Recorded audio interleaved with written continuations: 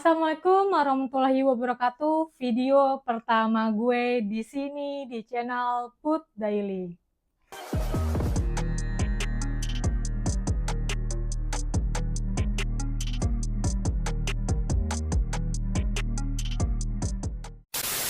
Di sini gue mau membahas kasus misteri tentang Dan Cooper atau nama panggilan lainnya itu adalah DB Cooper. Sebenarnya guys, dari pihak FBI merilis namanya adalah Dan Cooper, tapi karena salah satu surat kabar dengan sengaja mengubah namanya menjadi DB Cooper. Karena kata mereka, nama Dan Cooper itu terlalu kuno dan norak, makanya mereka mengubah namanya menjadi DB Cooper. Tapi ya setelah itu mereka merilis ulang surat kabarnya dan mengubah namanya menjadi Dan Cooper. Mungkin ada peringatan kali ya dari pihak FBI. Mungkin guys. Oh ya guys, ini salah satu kasus misteri besar yang belum terpecahkan dalam sejarah FBI. Karena sampai sekarang FBI aja belum bisa mengetahui atau belum bisa mengonfirmasi tentang DB Cooper ini guys. Dan ini kasus sudah terjadi pada tahun 1971 dan FBI baru menutup kasus ini pada tahun 2016. Tapi walaupun kasus ini sudah ditutup pada tahun 2016, pihak FBI ini masih bersedia mendengarkan kemungkinan petunjuk tentang DB Cooper ini guys. Lanjut pada kasusnya, pada hari Rabu tanggal 24 November 1971, DB Cooper ini membeli tiket pesawat seharga $20 dan dia teridentifikasi membajak pesawat terbang jenis Boeing 727 dari Portland menuju Seattle, Washington, Amerika Serikat dengan maskapai Northwest Orient Airlines nomor penerbangan 305 dan duduk di kursi 18C. Sebenarnya guys, masih simpang siur dia ini duduk di kursi 18C atau di 18E. Tapi yang lebih jelasnya dia ini duduk di bagian belakang kabin penumpang. Diceritakan DB Cooper ini digambarkan dia seorang pria yang kurus berambut gelap, mengenakan jas hitam, dasi hitam dengan klip, kemeja putih, kacamata hitam, dan dia membawa tas kerja dan paper bag. Dengan perkiraan usia sekitar 40 tahunan. Dan dia ini juga berpenampilan rapi dan sopan, ya seperti orang sebelum masuk kantor atau tempat kerja, kan rapi tuh. Ya ketika sudah pulang dari tempat kerja, ya kalian tahulah penampilan kalian ketika sudah pulang dari tempat kerja. Ya seperti itulah guys. Nah, saat DB Cooper ini sudah di dalam pesawat, sebelum melepas landas, dia ini merokok. Dia ini merokok di dalam pesawat dan memesan minuman bourbon dan soda. Kalau kalian menanyakan kenapa Cooper ini bisa merokok di dalam pesawat, ya karena pada saat itu pesawat domestik tidak adanya pemeriksaan yang ketat seperti sekarang ini guys. Kalau zaman sekarang kan apa-apa diperiksa ya, badan kita, barang yang kita bawa semua yang diperiksa. Tapi ya kalau zaman itu tidak adanya pemeriksaan yang ketat seperti sekarang ini guys. Pada pukul 3 sore, beberapa menit setelah pesawat lepas landas, DB Cooper ini memanggil pramugari bernama Florence Kavanaugh yang kebetulan emang lagi duduk di dekat DB Cooper ini. Nah, DB Cooper ini tiba-tiba menyerahkan sebuah surat atau catatan kecil, tapi sama Florence ini nggak langsung dibaca karena dia tuh mengira atau beranggapan lah kalau DB Cooper ini tuh cuma pria yang genit, pria yang cuma mau ngasih nomor teleponnya aja. Makanya sama Florence ini catatan itu langsung dimasukkan ke sakunya.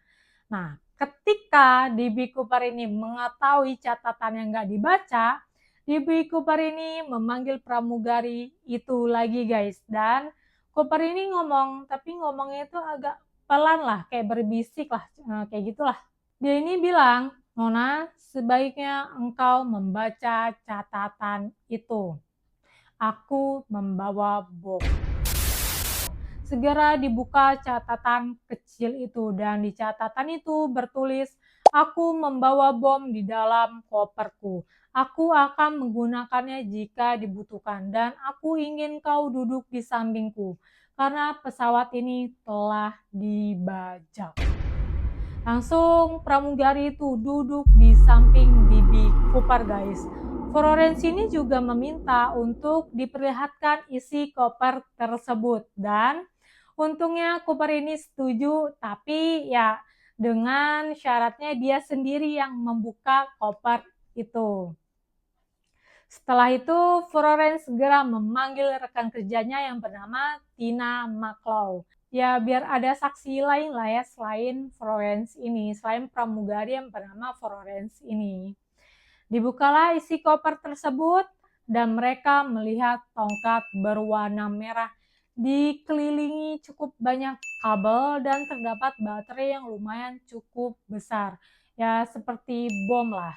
Di situ juga DB Cooper ini sambil mengancam guys. Dia tuh bilang akan meledakkan bom ini kalau permintaannya nggak diturutin. Ya seperti itulah ya ancamannya. Setelah itu DB Cooper ini meminta sesuatu ke pramugari ini untuk disampaikan ke kokpit pilot.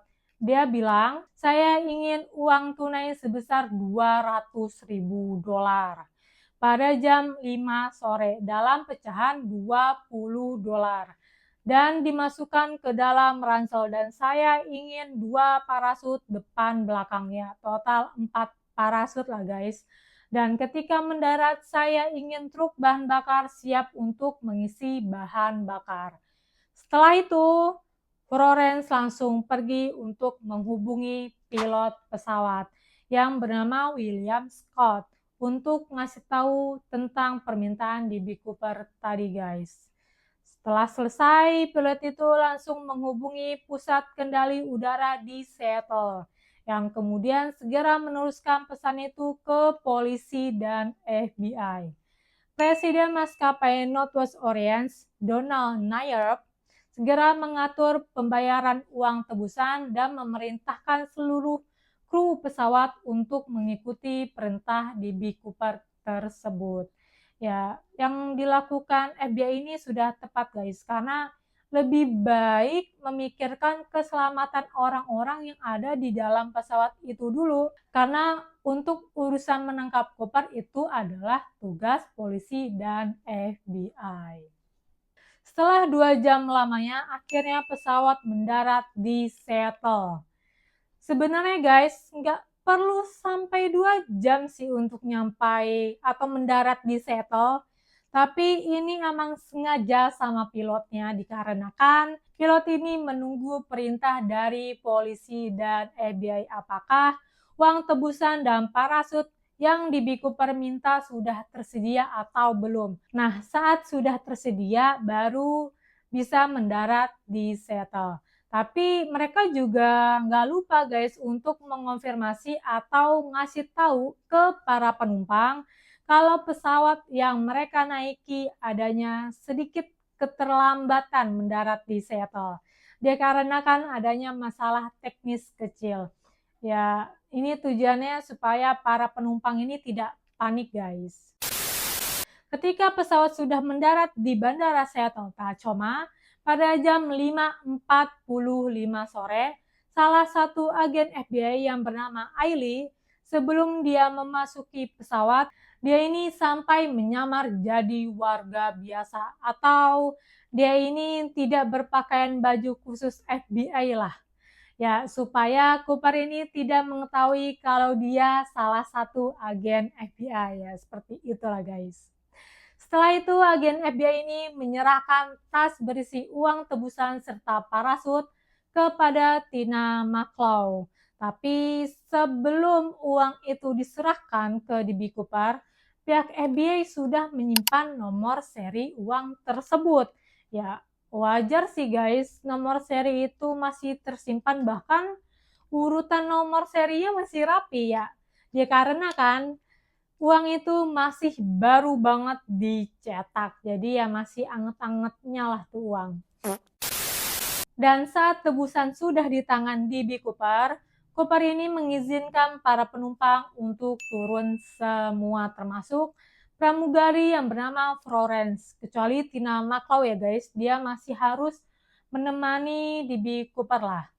Dan perlu kalian tahu guys, saat para penumpang turun, para penumpang itu bahkan gak ada yang tahu kalau pesawat yang mereka naiki itu telah dibajak.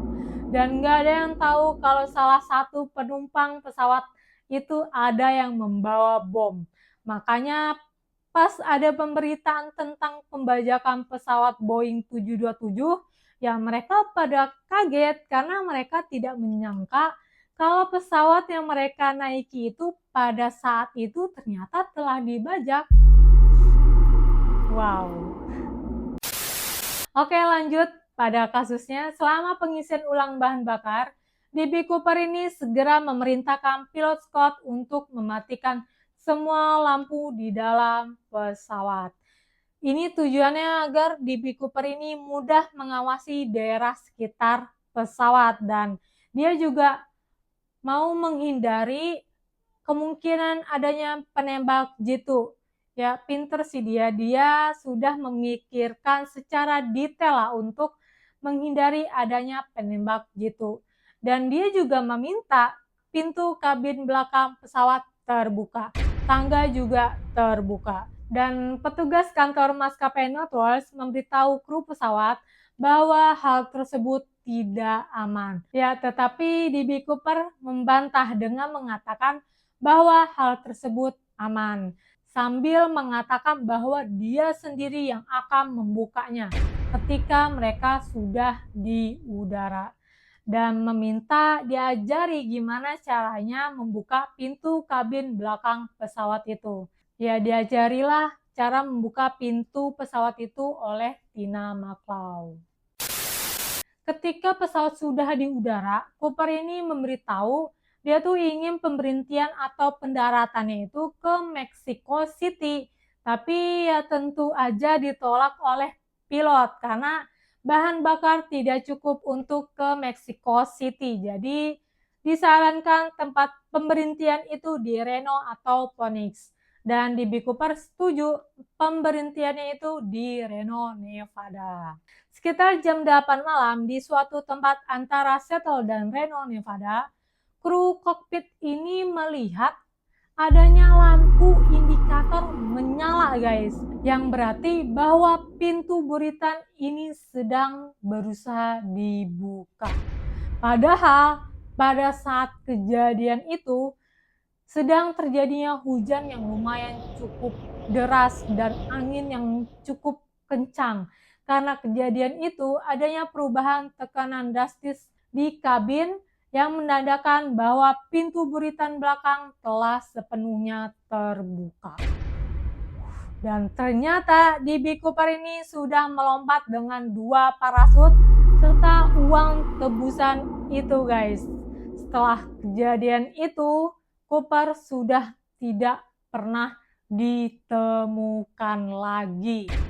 Kalau kalian menanyakan kok nggak ada yang menahan DB Cooper untuk melompat, ya karena guys pada saat itu Tina McCloud ini sudah disuruh ke belakang oleh DB Cooper. Kata dia, saya sudah tidak membutuhkan kamu lagi, jadi kamu lebih baik ke belakang aja.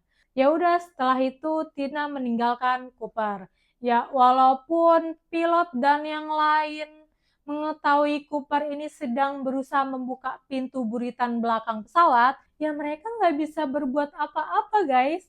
Mereka cuma berharap dan berdoalah semoga Cooper tidak meledakkan bom itu di dalam pesawat. Dan alhamdulillahnya Cooper tidak meledakkan bom itu di dalam pesawat. Alhamdulillahnya guys. Sekitar jam 10 malam, pesawat Boeing 727 mendarat di Bandara Reno, Nevada. dengan kondisi pintu buritan ekor sudah terbuka. Polisi dan FBI segera mengepung pesawat tersebut dengan pasukan bersenjata. Segera mereka memasuki pesawat itu untuk menahan Cooper, tetapi dia tidak ditemukan di dalam pesawat. Ya, wajar guys nggak ditemukan ya, karena DB Cooper sudah melompat saat di udara. Makanya ketika pesawat sudah mendarat, Cooper sudah nggak ditemukan lagi guys. Karena tidak ditemukannya DB Cooper, polisi dan FBI segera menginvestigasi pesawat Boeing 727 dan FBI menemukan 66 sidik jari tersembunyi yang tidak teridentifikasi, dan ada juga klip dasi hitam milik Cooper, putung rokok, dan 2 dari 4 parasut yang ada. Dengan 1 parasut yang sudah terbuka dan 2 parasut ada kerusakan kecil lah.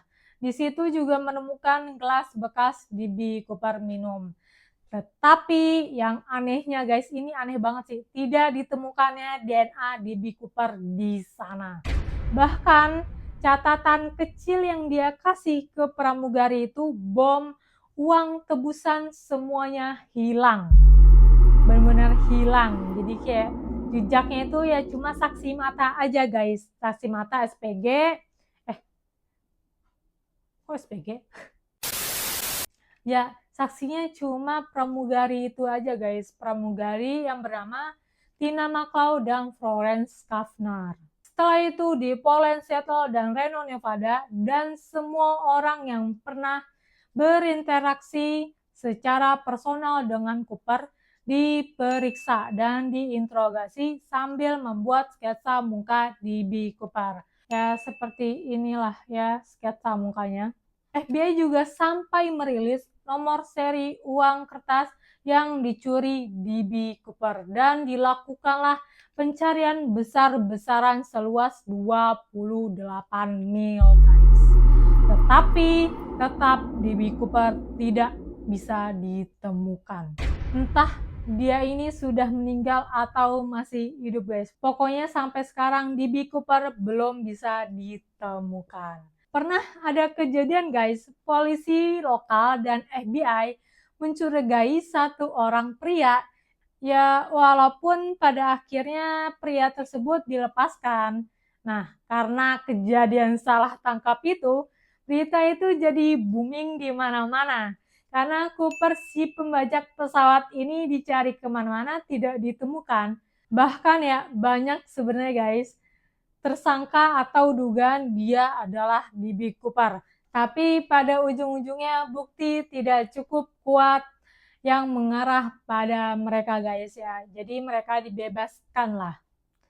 Nah, pada tahun 1971, maskapai Northwest Orient menawarkan hadiah sebesar 15% dari uang tebusan itu guys. Dengan jumlah maksimum $25.000. Dan pada November 1972, ada 2 orang pria yang memalsukan lembaran uang $20 dengan nomor seri yang sama seperti uang tebusan DB Cooper guys. Ya, karena mereka ingin mendapatkan hadiah uang yang dijanjikan oleh FBI, dan tentu aja langsung ditahan federal atas tuduhan pemerasan karena menyamar sebagai DB Cooper. Banyak juga guys yang menyamar sebagai DB Cooper, dan tentu aja mereka langsung ditahan atas tuduhan yang sama, yaitu pemerasan karena menyamar sebagai DB Cooper. Bahkan ada juga yang menyamar tuh benar kayak ngikutin DB Cooper banget lah. Dia beli tiket pesawat seharga $20, dia merokok, memesan minuman bourbon, soda, minta parasut, dia bilang bawa bom, pokoknya lengkap lah. Tapi ya mereka pada bisa ditangkap guys. Bedanya DB Cooper ini nggak bisa ditangkap. Makanya ya wajar lah pihak FBI ini bilang kasus DB Cooper ini adalah kasus yang paling mendalam dalam sejarah. Itu adalah hal yang wajar. Hebatnya guys, pada tahun 1980, sudah 9 tahun berlalu lah, di tepi sungai Columbia, seorang anak laki-laki bernama Brian Ingram menemukan bungkusan yang udah usang yang berisi uang kertas $20. Anak kecil ini bisa menemukan ya saat dia mencoba menggali pasir, guys. Ya seperti anak kecil lah menggali, malah menemukan bungkusan yang berisi uang. Bahkan guys, yang ternyata nomor seri uang tersebut sama dengan nomor seri uang tebusan milik D.B. Cooper. Tapi uang yang ditemukan ini cuma berjumlah $5.800. Cukup banyak lah ya, berkurangnya dari $200.000 ke $5.800. Bahkan pihak FBI pun bingung kenapa kok bisa ditemukan uang itu di sana. Karena itu jauh di luar area tempat terjunnya D.B. Cooper ini, guys. Dikarenakan jarak sungai Columbia dengan terjunnya Cooper itu berjarak 20 mil dan itu arahnya berlawanan lah dari arah mata angin bertiup. Ya, walaupun ya pada saat itu pencarian besar-besaran seluas 28 mil, ya mereka mencarinya sesuai dengan arah mata angin pada saat itu, guys. Ya pada saat D.B. Cooper ini melompat lah. Intinya sampai sekarang pihak FBI belum bisa mengonfirmasi atau menjelaskan lah kenapa bisa uang itu ditemukan di sana. Pada tahun 2007 ada seseorang yang menelpon ke salah satu pengacara di New York, guys, yang bernama Porteus. Si penelpon ini bilang kalau dia tahu siapa sebenarnya D.B. Cooper. Bahkan dia juga bilang kalau dia adalah saudara laki-laki dari D.B. Cooper yang sudah meninggal. Dan kata dia nama asli D.B. Cooper adalah Christensen. Jadi nama aslinya itu bukan Dan Cooper, guys, tapi adalah Christensen, kata orang itu ya. Segera pengacara ini ke rumah si penelpon itu, dan di rumah itu dia memperlihatkan foto yang lumayan cukup mirip seperti D.B. Cooper, guys. Tapi walaupun mirip, itu masih belum cukup bukti yang kuat kalau dia adalah Dan Cooper, guys. Ya, mau ditanya juga bingung karena orang itu udah meninggal. Yah, bingung juga sih ya. Pada akhir 2007, pihak FBI mengumumkan bahwa mereka telah mendapatkan sebagian profil DNA D.B. Cooper dari parasut dasi yang ia tinggalkan di pesawat dan mempublikasikan beberapa bukti dan fakta signifikan yang belum pernah dirilis sebelumnya. Wow, sudah 36 tahun berlalu, guys, dan baru dikasih tahu kalau ternyata mereka sudah menemukan DNA-nya D.B. Cooper. Ya, padahal pada masa itu mereka bilang tidak ditemukannya DNA D.B. Cooper. Tapi yang menurut gue wajar sih, guys. Mereka baru bisa mempublikasikannya pada tahun 2007 ya. Karena zaman dulu kan alat deteksinya tidak secanggih sekarang kan. Atau tidak secanggih pada tahun 2007 lah. Jadi wajar, guys, baru bisa ditemukan pada tahun 2007. Sebenarnya, guys, sudah banyak teori-teori tentang D.B. Cooper ini. Dari tinggi antara 178 cm sampai 182 cm, berat badan 77 sampai 82 kg, dan dia bermata coklat. Ada juga sih, guys, beberapa teori dari agen khusus, ya contohnya agen khusus Larry Carr lah. Pada tahun 2007, dia ini bilang, kami awalnya mengira kalau Cooper ini pelompat yang berpengalaman atau penerjun payung yang handal. Tapi setelah diteliti, ternyata itu tidak benar. Oh ya guys, kenapa Larry Carr ini bisa bilang seperti itu ya? Karena pada saat itu parasut yang D.B. Cooper pakai itu adalah parasut yang palsu. Jadi kan dia kan meminta 4 parasut ya. Nah, salah satu parasut itu tuh ada yang asli dan palsu. Dan DB Cooper ini malah memilih parasut yang palsu, bukannya yang asli. Makanya Larry Carr ini bisa berkata seperti itulah. Bahkan guys, Larry Carr juga bilang, gak ada penerjun payung yang handal yang bisa terjun payung pada saat hujan badai. Bahkan angin yang lumayan cukup kencang. Jadi ya mungkin aja DB Cooper ini sudah meninggal pada saat terjun payung itu. Tapi guys, walaupun agen Larry Carr ini bilang seperti itu, ini masih diragukan ya guys. Karena ya sampai sekarang DB Cooper masih belum bisa ditemukan. Bahkan FBI juga menyebut DB Cooper ini salah satu investigasi terlama dan paling mendalam dalam sejarahnya. Jadi menurut kalian gimana guys tentang DB Cooper ini? Karena ya banyak banget yang menganggap kalau ini tuh hanya salah satu permainan pemerintah aja. Tapi ada juga orang yang bikin pesta tentang DB Cooper ini guys. Pesta atas lolosnya DB Cooper dari kejaran FBI.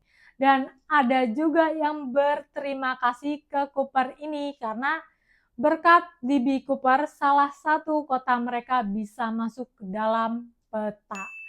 Ya ada positif dan negatifnya lah ya guys. Menurut kalian gimana guys tentang DB Cooper ini? Coba kalian tulis di kolom komentar ya. Terima kasih sudah menonton di channel Put Daily.